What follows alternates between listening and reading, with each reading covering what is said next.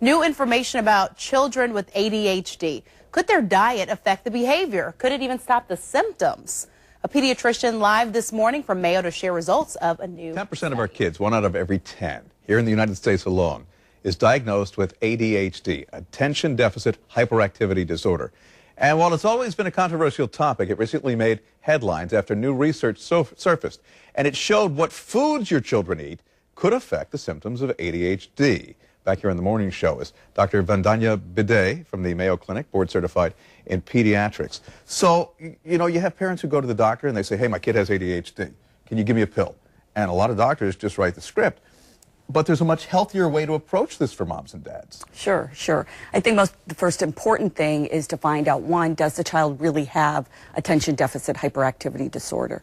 Once that's actually been determined, I think that there's things that we can try. There's been a recent study that suggests that certain foods that can be eliminated in children's diet may indeed help the symptoms of hyperactivity. All right, let me ask you what those foods are. But before we get to that, people say, okay, I give my kids sugar. You know, they have 1 or 2 Cokes. And that makes them hyperactive. Is sugar one of them? Sure. You know, sugar has not been actually shown to cause hyperactivity or ADHD. What we do see is that there are many children, whether they have ADHD or don't have ADHD, react to high levels of sugar. So they take the sugar, their sugar goes very high, then their sugar drops, they have a surge of adrenaline, and then they become hyperactive. So that doesn't necessarily represent ADHD. All right, that said, let's be methodical about this. What foods should we eliminate from the diet, and what foods should be included? Well, in this study, actually it was a very individualized study. So there's certain foods that many children are allergic to, and it was made on it was sort of observing in those particular children.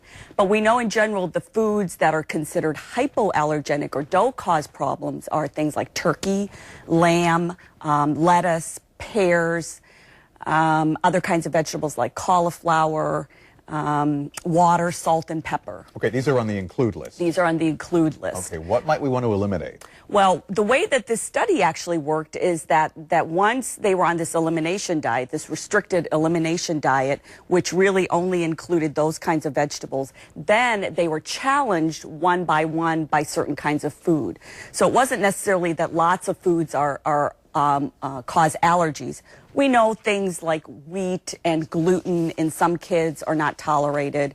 So some of these items were added back, and on an individual basis, it was determined whether the kids had more hyperactivity, more inattentiveness, more impulsiveness, and it was done on an individual basis. Mm-hmm.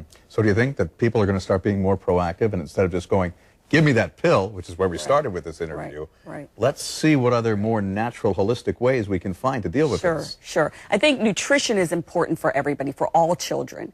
The other important thing is that if you're going to do this restriction diet, it's really important that you get all the nutrients. So a multivitamin to make sure that you're supplemented with zinc, with calcium. We know that children with ADHD have zinc deficiency, so it is important that even though it's a very restricted diet, it's really important that you make sure that the kids are getting all their nutrients. Dr. Bidet, always a pleasure, and some good information for moms and dads out there. It is